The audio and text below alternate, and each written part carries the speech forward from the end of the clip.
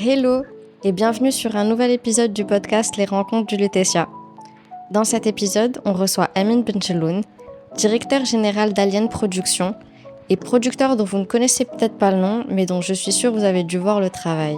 Amin a coproduit de nombreux films tels que Much Loved, Haut et Fort et Everybody Loves Tuda de Nabil Hayouch, mais aussi Adam, Le Bleu du Caftan et plus récemment Kaye Malaga de Mriem Chouzani, dont la première aura bientôt lieu à la Mostra de Venise.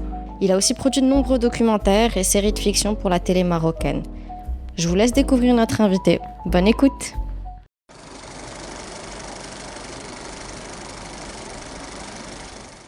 Bonjour Amin. Bonjour Lamia. Alors, pour te présenter brièvement, tu es directeur général de Alien Productions, où tu as produit des séries qui ont marqué le paysage télévisuel marocain, comme Zinat El Hayat, Koulna Jiren, ou plus récemment Darnsa et Brit Hiyatek. Tu as aussi produit des séries documentaires, L'Houb et Anna Bidawi, diffusées sur 2M, dont certains épisodes ont été réalisés par Leila Mrakchi, Nourdine Khmari, enfin plein de grands noms du cinéma marocain. En parallèle, tu as coproduit plusieurs films qui ont voyagé à travers le monde, notamment C'est eux les chiens de Hicham Lassali, Pluie de sueur de Hakim Belabès et les films de Nabil Hayouch, Much Loved, Razia, Haut et Fort et Everybody Loves Tuda, ainsi que Adam et Le Bleu du Caftan de Mriem Chouzani. Avant d'entrer dans le détail de tous ces projets, j'aimerais savoir c'est quoi ton premier souvenir de cinéma? Alors, premier souvenir de cinéma, ça remonte vraiment à la plus tendre enfance. Je dirais probablement Y a-t-il un flic pour sauver la reine? Ok.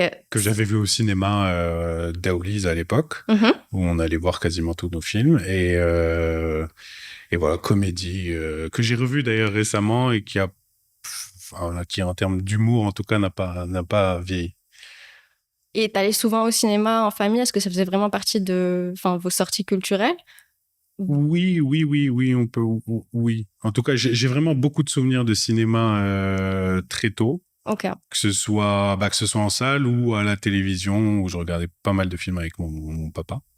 Mais oui, ça faisait partie en tout cas pour la génération de mes parents, ça faisait partie de leur pratique culturelle qui était relativement fréquente. Et est-ce qu'il y a eu un film ou un événement qui a déclenché ton désir de faire du cinéma?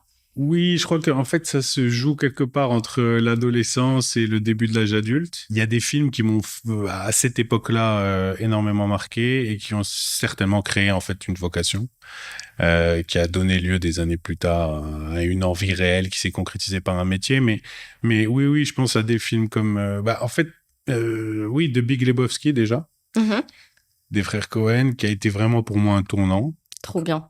Et qui a façonné aussi mon regard sur le monde, quoi. C'est pas qu'une question de vocation. Et puis après, je sais pas, comme ça, pêle-mêle, La Nuit du Chasseur aussi. Je sais que j'avais vu ce film dans le cadre de mes études en France et que ça m'a aussi fortement marqué. Enfin voilà, il y a plein d'exemples. Le cinéma de Paul Thomas Anderson aussi, Magnolia notamment à cette époque-là, que j'avais vu, que j'avais vraiment adoré. Enfin voilà, du Tarantino très tôt, notamment Pulp Fiction, mais ça, Pulp Fiction est un vrai souvenir de cinéma. J'avais vu pas au ciné d'ailleurs, mais à la maison. Mais c'est aussi un de mes souvenirs forts. En 2004, à 18 ans, tu pars à Aix-en-Provence pour des études de journalisme politique et communication institutionnelle. Ouais, intitulé et ça. Et ton père. Ok. À la fin de tes études, tu as même fait un passage en programmation chez Eurosport. Oui. Mais donc, du coup, est-ce que tu te destinais plus à une carrière de journaliste sportif? Alors non, du tout. Okay. En fait, j'ai quitté le Maroc en 2000 pour des études. Oui, parce qu'avant, Aix-en-Provence, il y a une expérience à Montpellier, en voulant être journaliste. Et j'ai commencé par des études de communication à la faculté à Montpellier, Paul Valéry. Et puis en cours d'études, j'ai fait le constat que c'était pas spécialement pour moi. J'ai bifurqué petit à petit vers la communication, d'où mon passage à Aix-en-Provence. Et après, à la fin de mes études, à l'Institut d'études politiques d'Aix-en-Provence, j'ai eu 2-3 expériences en fait professionnelles. Eurosport, ça n'avait rien à voir avec le journalisme sportif. J'ai fait de la programmation télé. Ok. Donc c'était vraiment une très très très chouette expérience parce que ça m'a permis de découvrir le monde de la télé, surtout que le département programmation est un département assez central. Où en fait on est en communication avec un peu tous les départements, donc on apprend réellement comment fonctionne une chaîne. Et avant ça, j'avais fait un autre stage extrêmement formateur à la FAO, qui est l'Organisation des Nations Unies pour l'agriculture et l'alimentation à Rome. Formidable expérience et super formatrice à tous les niveaux, enfin professionnels et humains. Et comment est-ce que tu es passé de ce monde-là à la production? En fait, quand je suis rentré au Maroc, j'avais cette envie de travailler dans le domaine culturel. Ça, pour moi, c'était clair et net. J'ai eu la chance de rencontrer Nabil Ayouch. Et cette rencontre, en fait, a donné lieu tout de suite à une possibilité de travail. J'ai commencé d'abord dans le marketing d'Alien Production. Et puis, voilà, petit à petit, je suis allé naturellement vers la production que j'ai commencé au bout de, je crois, 2 ans. Et comment c'est venu? C'est venu, oui, d'une envie très forte, comme je disais, de travailler dans le domaine culturel, et plus particulièrement dans le cinéma, qui était une vraie passion, comme je disais tout à l'heure, qui a commencé à se forger pendant l'adolescence et qui, en fait, a continué pendant toutes mes années d'études en France, où j'ai vu beaucoup de films, là, pour le coup, en salle. Pas mal d'amis cinéphiles. Et donc, voilà, petit à petit, une cinéphilie qui s'est construite et dont je suis particulièrement heureux aujourd'hui de pouvoir vivre. Est-ce que tu peux brièvement expliquer ce que c'est le job d'un producteur? Parce que j'ai l'impression que la plupart des gens... mais vraiment, brièvement. Le job d'un producteur est de permettre la création et l'aboutissement d'un film, soit en étant à l'origine du projet, parce que il arrive aussi que le producteur ait l'idée originale du film, soit en accompagnant un auteur qui vient avec une idée d'abord ou un scénario abouti. Et donc le rôle du producteur, va être de faire en sorte que cette idée scénario puisse se transformer en film. Donc il va d'abord le financer, il va d'abord le développer, le financer, assurer évidemment le tournage dans les meilleures conditions possibles, et puis accompagner toutes les étapes finales du film, ce qu'on appelle la post-production. Accompagner la post-production et évidemment parce que le travail du producteur ne s'arrête pas là. Il y a ensuite toute la sortie du film, la promotion, les festivals. Le producteur vit avec son film jusqu'à sa mort, jusqu'à la mort du producteur, parce que le film lui reste vivant. C'est ça. J'avais rencontré Lamia Shraibi, c'est je crois le 2e épisode du podcast. Et elle m'avait dit, je lui avais posé la question, qu'est-ce qui est le plus difficile dans le fait de financer un film au Maroc? Elle m'avait dit, tout est difficile. Est-ce que toi, il y a une partie que tu trouves particulièrement compliquée ou tu partages le même sentiment? Non, je crois qu'elle résume assez bien la chose. C'est toujours délicat de financer des films dans des pays où il n'y a pas beaucoup de guichets. Mm-hmm. C'est notre principale contrainte. Et à cela s'ajoute, en fait, ça quelque part, ça nous met dans une situation où, pour faire des films de qualité, on est quand même obligé de chercher des fonds ailleurs qu'ici, parce que sinon ça devient très difficile. À moins évidemment, parce qu'il y a toujours des exceptions, à moins d'avoir des idées de films ou des films qui sont vraiment pas cher à financer, auquel cas, oui, on peut faire des autoprods ou, il y a plein de possibilités de financement d'un film. Mais oui, c'est difficile. Après, comparativement à la région, j'ai pas envie non plus de dresser un tableau noir uniquement, et comparativement à ce qui se fait dans la région, le centre cinématographique marocain déploie quand même des efforts et donne des budgets, en tout cas un budget global national qui est plus élevé que ce qui se fait chez nos voisins, pardon. Ouais. Et je crois qu'il y a même des pays qui n'ont même pas d'équivalent du CCM. Oui, bien sûr, évidemment, il y a des pays dans lesquels il n'y a aucun financement public du cinéma. Donc, tout dépend de l'étranger. Donc, tout dépend de l'étranger. En 2015, tu coproduis Much Loved de Nabil Ayouch. C'est un film qui a connu une grosse polémique suite à la fuite de Rush sur Facebook. Je me souviens de la violence médiatique et puis il y avait aussi des menaces de mort. C'était vraiment big deal à l'époque. Comment est-ce que vous avez vécu cette tempête médiatique de l'intérieur? 3 mois très très difficiles à vivre parce que, comme tu le dis, la campagne a été extrêmement violente. Tu parles de médias, mais il y a eu surtout des réseaux sociaux sur lesquels oui, il y a eu des menaces de mort. Et puis ça a été, oui, alors ça a été un gros sujet de société, énorme frustration du fait que le film n'ait pas pu être vu par les Marocains. Et quand je parle du film, c'est le film tel qu'il a été montré ailleurs dans une version finale qui n'a évidemment rien à voir avec les rushs ou la fuite des rushs dont tu parles. Mais oui, ça a été 3 mois très difficiles. Est-ce qu'il y a eu des projets qui n'ont pas pu se faire à cause de ça? Non. Non, ok. Non. Haut et fort, c'est un film que tu as aussi coproduit. C'est le 9e film de Nabil Ayouch. Il a été sélectionné en compétition officielle à Cannes en 2021. C'est le premier film de fiction marocain à être en compétition officielle, donc ça, c'est historique. Très grande fierté, évidemment. Ouais. Je sais que la première version du scénario n'a absolument rien à voir avec le film final. Comment est-ce que vous avez organisé le tournage en fonction de cette envie de travailler le film un peu comme un documentaire? J'ai l'impression qu'il y a cette approche documentaire, plus comédie musicale. Pour le coup, ça, c'est un projet pour lequel je garde un attachement très fort. Et justement, en partie lié à ce process de fabrication, beaucoup de liberté dans le process.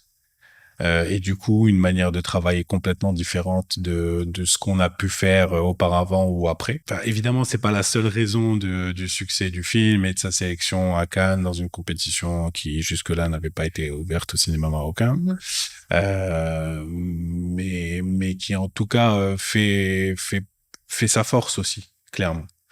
Et le tournage s'est organisé en plusieurs phases. C'est aussi ça quand je te parle de liberté, c'est que souvent dans le cinéma, on est évidemment contraint par plein de choses. On est contraint d'abord par nécessité de faire un tournage en un bloc. Donc il faut que toutes les conditions puissent être réunies sur une période déterminée qui est souvent assez courte. Là, on a tourné sur quasiment 2 années, si mes souvenirs sont bons, en plusieurs phases évidemment, qui nous ont permis aussi de faire évoluer le scénario. Ça, j'entends parler souvent de documentaires. Alors, comment dire, les personnages sont ce qu'ils sont dans la vie, c'est vrai. Mais attention, le film est une fiction. C'est-à-dire que l'histoire qui est racontée, l'intrigue qui est racontée est complètement fictionnelle. Et le scénario a évolué. Il y avait un scénario au départ, et à chaque tournage, Nabil l'a fait évoluer aussi au regard de ce qui se faisait en post-production et de l'évolution du montage du film. Est-ce que vous avez pris un chorégraphe pour les séquences? Ok. Oui, on a travaillé avec Khalid Benrib, qui est un chorégraphe marocain qui exerce ici, qui a une compagnie au Maroc qui s'appelle De Cafard et qui travaille aussi bien ici qu'à l'étranger. Donc, en 2022, tu coproduis le film Le Bleu du Caftan de Meriem Touzani. C'est un film sur l'amour et l'identité qui suit Halim, un Ma'allem, Maria Amina, qui tient une boutique de caftan et son apprenti Youssef, dont il tombe amoureux. Étonnamment, malgré son sujet sensible, il a suscité moins de bruit que Much Love. Oui. La question qu'on me pose souvent, et que j'entends parfois, c'est est-ce que ça a été compliqué de trouver des acteurs? Ça a été compliqué de trouver l'acteur principal, oui. Ça n'a pas été compliqué de trouver des acteurs pour les autres rôles. Ça s'est fait de manière très simple, comme ça se fait sur absolument tous nos films. Pour l'acteur principal, oui, ça a été compliqué. Ouais. Combien de temps est-ce que ça a pris de produire ce film? Ce film, pour le coup, en tout cas en termes de durée de production, rentre vraiment dans un cycle, on va dire, assez normal d'un film, sachant que, pour le coup, à la différence d'autres films, entre le tournage et le premier festival qui était donc le festival de Cannes, Un certain regard, on a eu très très très peu de temps. Comme souvent. Ouais, comme une fois sur 2. Mais en tout cas, sur celui-ci, c'était particulièrement le cas. Mais bon, globalement, c'est une production qui a duré 2 ans, 2 années. Je voulais aussi qu'on parle de Everybody Loves Touda, qui est le dernier film de Nabil Ayouch, qui est sorti l'année dernière. C'est un film qui raconte le destin de Touda, une chéra qui rêve de percer grâce à l'art de l'Aïta et d'offrir un meilleur avenir à son fils sourd-muet. Comme OFR, il y a un film qui est très musical. Comment est-ce que vous avez préparé toute la dimension musicale au niveau de la production? Alors, j'ai personnellement pris beaucoup de plaisir à travailler sur ces deux films musicaux, comme tu dis, parce que la musique elle est une de mes autres très grandes passions. Et que j'ai eu la chance en fait de produire. Pour Haut et Fort, on a produit un album hip-hop en bossant avec les jeunes rappeurs qui étaient donc aux Étoiles de City Moment à l'époque, le centre dans lequel le film a été tourné, et en travaillant avec des producteurs de musique. Là, j'entends français, les frères Courteur. Et pour Everybody Loves Touda, on a pu travailler avec des producteurs marocains pour le coup. Enfin, un producteur, il s'appelle Mehdi Manjara, qui a supervisé l'enregistrement de toute la bande originale, avec une chanteuse formidable qui s'appelle Yasmine. Et Nisrine, en effet, Nisrine Radi a fait un travail vraiment fantastique sur ce film, donc je le soulignerai jamais assez. Un très gros travail de préparation. Elle a appris à chanter, elle a appris à danser. Elle a suivi des stages un peu partout au Maroc, à Esfi, à Marrakech, à Rabat, enfin vraiment. Elle a été chercher vraiment un peu partout ce qu'était la Haïta, chercher à comprendre l'art, d'où il venait, comment est-ce qu'on pouvait le performer. Et je pense que ça se voit dans le film. Une vitalité. Ouais, une performance. Une performance assez folle.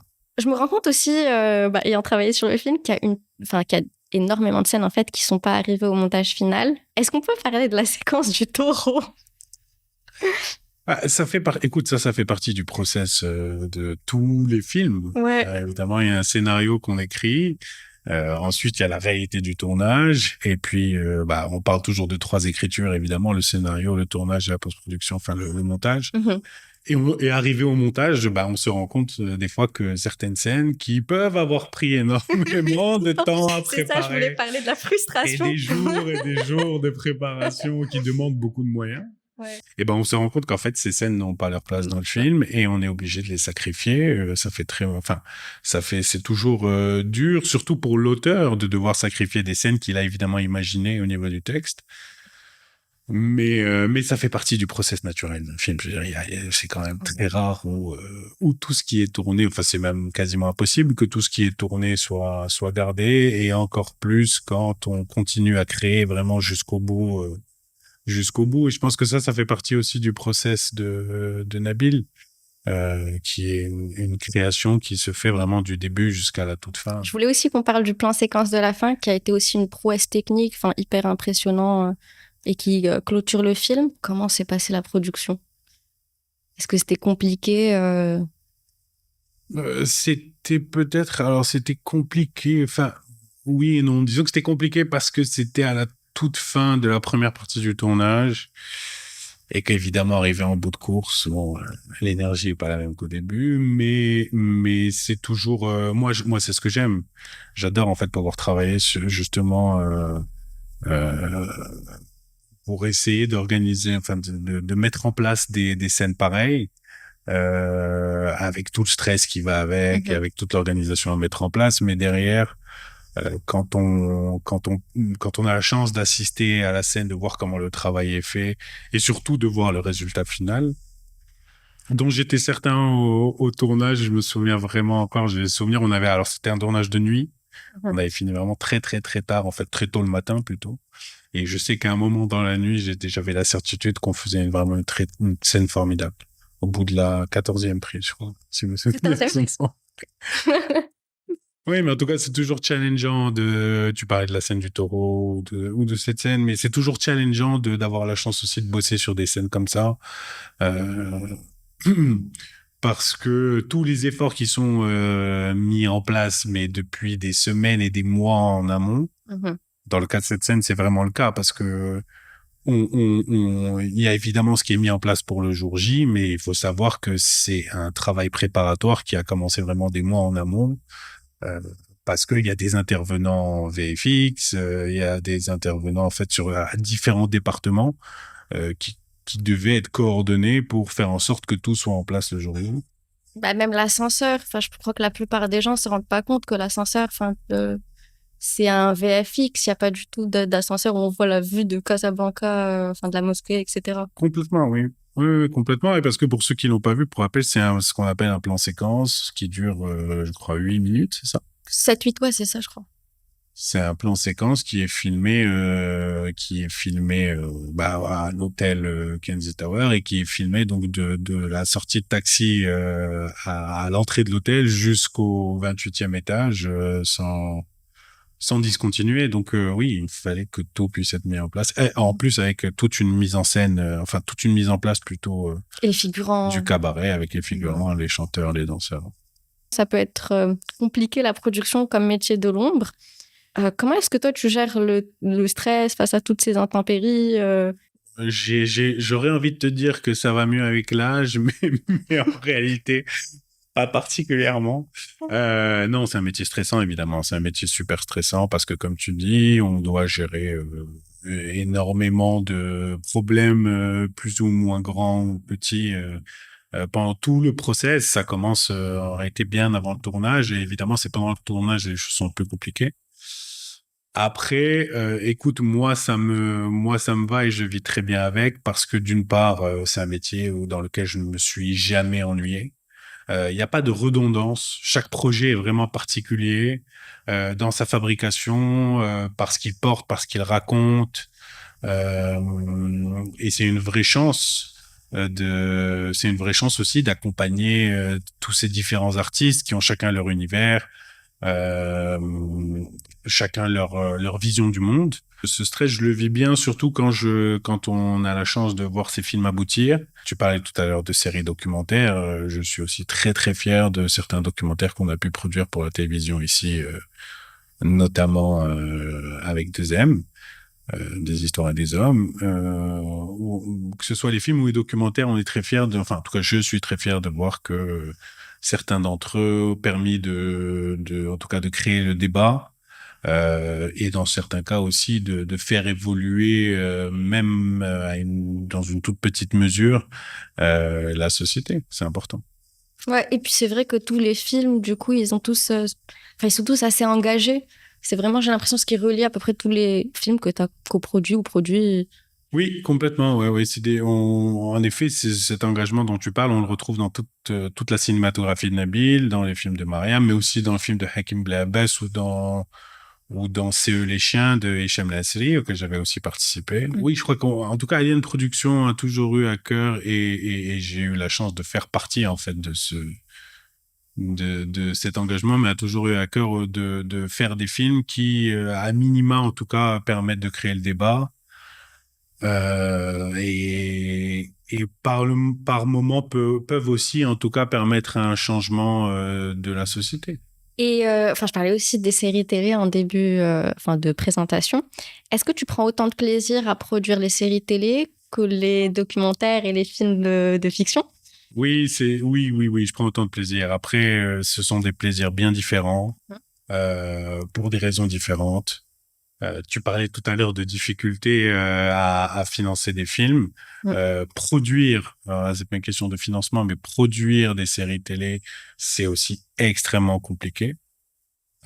Mais c'est un challenge tout aussi différent dans lequel moi, en tout cas, je prends du plaisir parce que c'est un format différent qui permet de toucher des millions de téléspectateurs. Ça, on s'en rend pas compte, mais c'est quand même une vraie chance. On a la chance de faire des films qui voyagent et ça, c'est un bonheur immense, qui sont vus dans pour certains dans une trentaine, pour d'autres dans une soixantaine, voire même une centaine de pays à travers le monde. Ça, c'est fantastique. Mais être vu par des millions de téléspectateurs, pour certaines séries, ça peut atteindre 10 millions de téléspectateurs par jour. C'est quand même Ah, c'est aussi, fou! oui, c'est quand même aussi une fierté, de pouvoir toucher autant de gens. Et puis, on n'est pas, attention, il faut pas, enfin, je sais que la télé peut manquer de considération, Mhm. surtout pour les cinéphiles d'ailleurs. Mais non, écoute, c'est un médium différent dans lequel qui a aussi une importance sociétale qu'il faut surtout pas sous-estimer. Oui, c'est difficile de faire des séries de qualité. Moi, j'ai l'impression qu'il y a aussi le problème de, enfin, la temporalité où il y a vraiment très très peu de temps pour écrire des scénarios. Ouais. Bah, c'est entre autres pour ça que je te disais tout à l'heure, c'est compliqué. C'est évidemment beaucoup une question de temps. C'est un peu une question, enfin, de toute façon, les deux sont liés d'argent, mais c'est évidemment beaucoup une question de temps. Et c'est vrai que quand tu prends les séries qui se font, en tout cas celles qu'on connaît ici le plus, les séries qui se font aux États-Unis ou en Europe, oui, c'est certain que les créateurs, les auteurs et on parle même pas du temps de tournage, ont beaucoup plus de temps pour travailler que ce qu'on fait ici. Après, ça n'en rend pas moins l'exercice excitant, challengeant.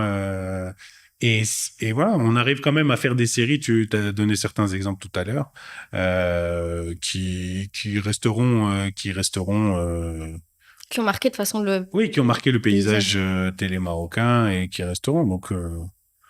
Donc non, c'est tout aussi excitant. De tous les films que tu as produits, quel a été le plus difficile à concrétiser? Est-ce qu'il y en a un où tu t'es dit, oh là là, je vais jamais y arriver? Je vais jamais y arriver, non. Mm-hmm. Il y en a pas eu, enfin pas vraiment. Mm-hmm. Le film le plus, non, en fait c'est pas tant le film le plus difficile à concrétiser, mais clairement bah tu en as parlé tout à l'heure, le film qui est un film par ailleurs que j'adore. Mm-hmm. Mais le film qui a été le plus, en tout cas, qui laisse une empreinte où il y a eu le plus de difficultés, c'est évidemment Matchlock. Ok. Pour sa réception ici. Ouais.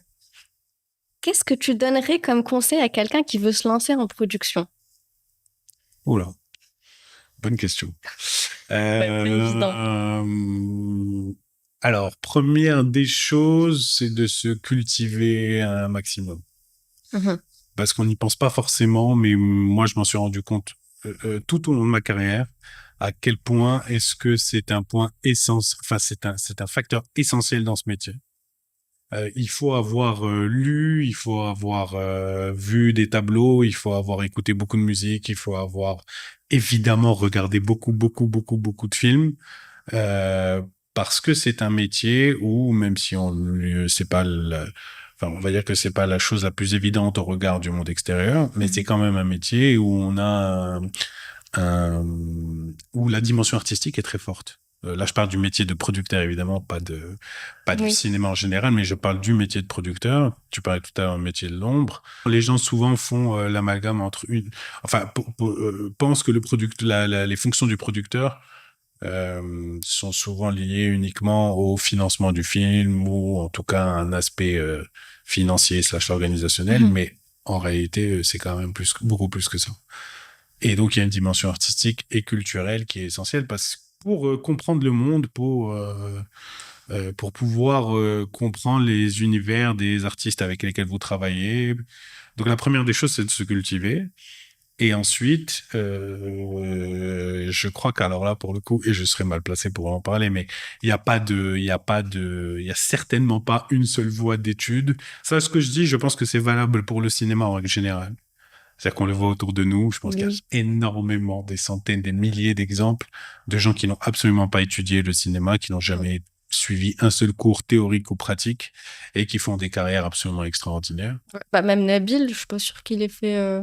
Oui, Nabil est un exemple, mais il y en a vraiment de très nombreux. Même aujourd'hui, où il y a plus d'écoles de cinéma, en tout cas si on parle du Maroc, il y a quand même plus... Enfin, oui, il y a plus d'écoles que ce qui existait il y a 30-40 ans. Mais il n'en demeure pas moins que je continue de rencontrer des jeunes talents aujourd'hui qui ont 20, 25 ans, 30 ans, mais qui n'ont évidemment pas fait de cours de cinéma. Donc, c'est pas tant une question d'études qu'une question de parcours, d'expérience, de faire d'autres choses dans le cinéma avant. Et d'essayer de toucher à tous les postes parce que c'est important, je pense, dans notre fonction, de comprendre ce que fait chacun. Ouais. Dans un film, c'est évidemment très vite essentiel. Il y a beaucoup de producteurs qui aiment pas aller sur les tournages. Toi, c'est quoi ton rapport au plateau de tournage? Non, c'est l'inverse. Moi, c'est l'inverse. J'aime le plateau. Après, évidemment, comme tout le monde, on se dit souvent ça entre producteurs. Évidemment, il faut avoir une fonction précise et ne pas y aller pour rien. Mais non, j'aime le plateau, j'aime sentir cette énergie, de voir comment est-ce que les idées justement se traduisent de manière concrète. Et puis quand même, ça permet de voir ce qu'on tourne. Ça, c'est important. C'est pas un détail. Parce que oui, on peut suivre les choses en post-production, c'est certain. Et c'est essentiel même. Mais bon, je pense que rien ne remplace quand même de pouvoir y aller de temps en temps et voir comment est-ce que les équipes travaillent et puis ce qui se fait concrètement au moniteur.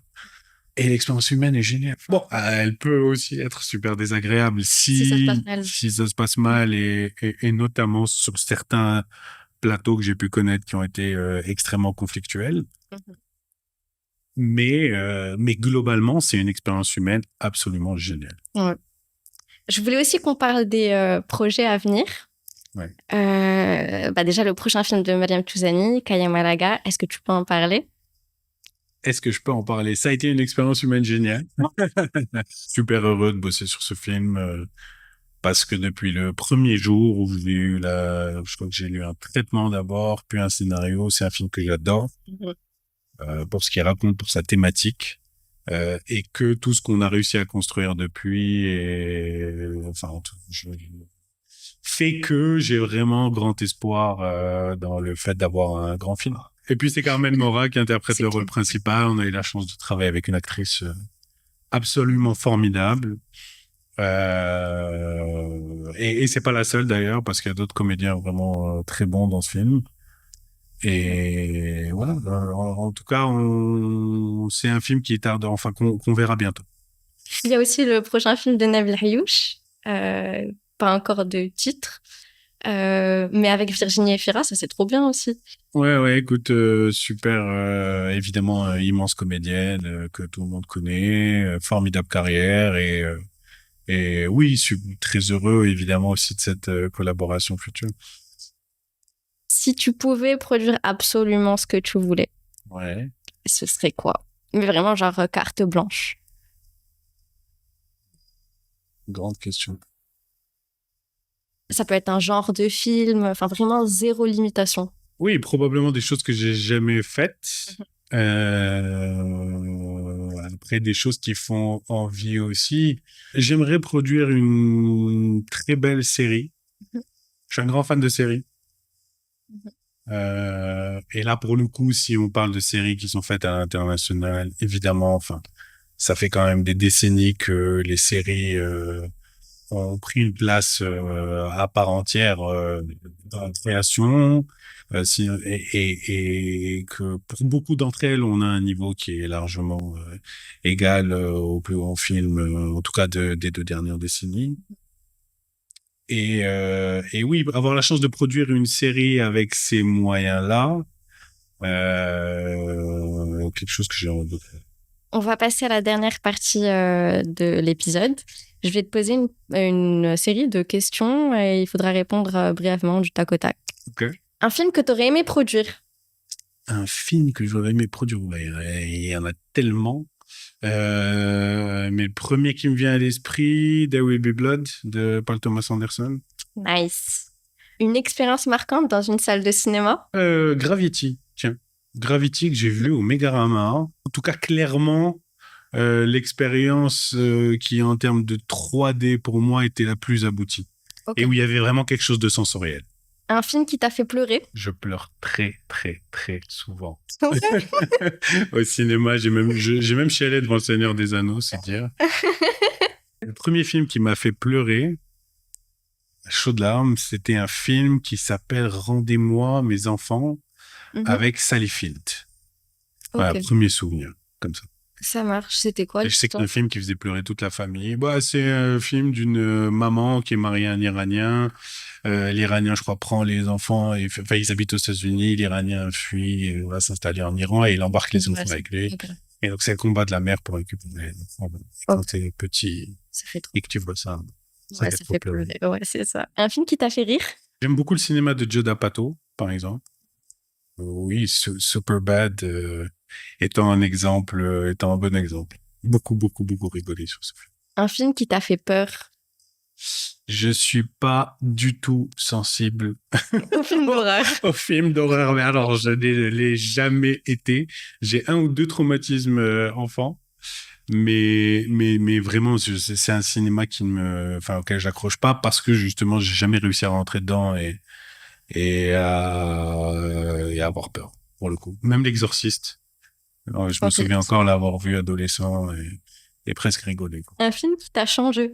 Je sais pas s'il m'a changé, mais j'en ai parlé au tout début de Big Lebowski. Encore une fois, ça a été un film qui, en tout cas, a clairement suscité quelque chose qui ressemble, oui, à une vocation, ça c'est sûr. Le cinéma de Sorrentino a fait que j'ai commencé à regarder le cinéma différemment aussi. Okay. Et que j'ai fait de plus en plus attention à l'esthétique. Bon, mais en réalité, c'est venu aussi avec le métier. Mm-hmm. Mais en tout cas, c'est venu un peu conjointement parce que c'est à peu près à la même période. J'ai démarré ma carrière au moment où il faisait, je crois, Il Divo, puis quelques années plus tard, La Grande Bellezza. Mais je sais que notamment avec La Grande Bellezza et puis après Youth. Oui. Et sans parler de sa série de Young Pope, que je trouve absolument formidable, en tout cas la première saison. Donc, bref, le cinéma de Sorrentino a pas mal fait évoluer, en tout cas, ma perception du cinéma en lui-même. Un film guilty pleasure? Le Seigneur des Anneaux, clair. Ok. Que j'ai vu. C'est pas tant guilty pleasure que ça. C'est un mix entre les deux. Ok. Pour les puristes, évidemment, c'est pas du grand cinéma. L'œuvre littéraire est incroyable. Le film est ce qu'il est, quoi. Il y va quand même avec les gros sabots Peter Jackson, mais c'est incroyablement bien mené du début à la fin. Bien interprété, bien mené, formidable scène de bataille. J'adore ce film. Vers quelle œuvre, livre, film ou musique est-ce que tu aimerais nous rediriger? Alors, vers un livre que j'ai lu récemment, qui est d'un auteur péruvien, de l'auteur majeur péruvien, Mario Vargas Llosa, et qui s'appelle Tours et détours de la vie et une fille. Je le mettrai en description. Merci beaucoup, Amine. Je t'en prie. Merci d'avoir suivi cet épisode. Et comme d'habitude, si ça vous a plu et que vous souhaitez nous donner un coup de main, n'hésitez pas à partager ça sur vos réseaux. C'est vraiment ce qui nous permet de faire grandir le podcast et de le faire connaître. À bientôt!